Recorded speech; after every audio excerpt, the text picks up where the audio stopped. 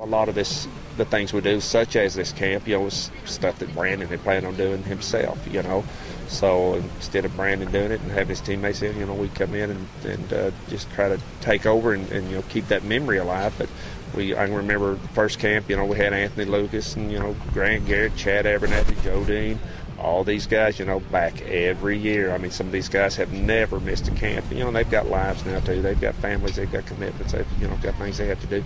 But they mark it down every year and come out. And now with the trophy and Burlsworth Trophy and, to honor those walk-on athletes, it just keeps growing. Oh, he'd be so, definitely, thrilled that they'd come out. And Brandon would have done the same for them if they had something, that they wanted him to be a part of. Definitely, if he could make it at all, he'd be a part of that. Those guys that Brandon played with have been around. And then we've got some guys, that are older that help with our camps too.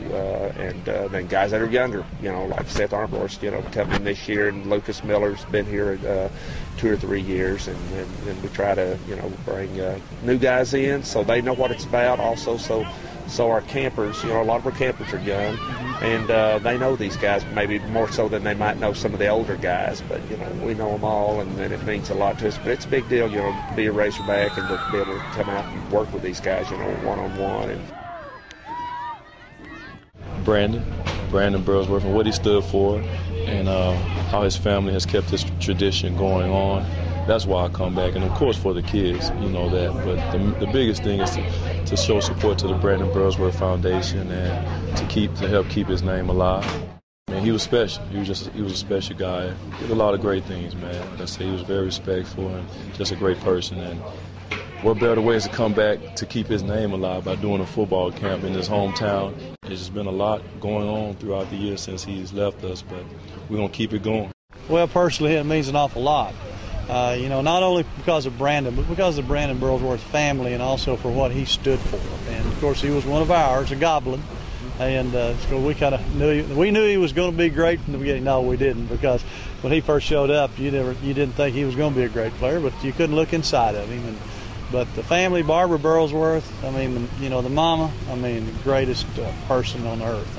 She's just something else. But it does mean a lot to me personally, and hopefully we can continue to help young people pursue better lives through football and the things that football represents, and certainly the things that Brandon represented, and try to do things the Burls way.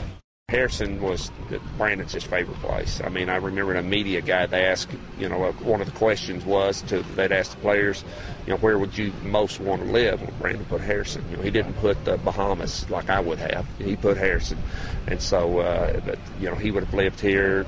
Even during his pro career, the off season, he'd have been here. So I can assure you, if he would be putting these camps on himself, that we'd be definitely having a camp right here. And Harrison, his legacy has lived on. His locker is there every day in the locker room, and you walk through and you think about the type of person he was and what he stood for. As you going to get ready for practice every day or getting ready for a game. And he carries that same Razorback pride that we all do.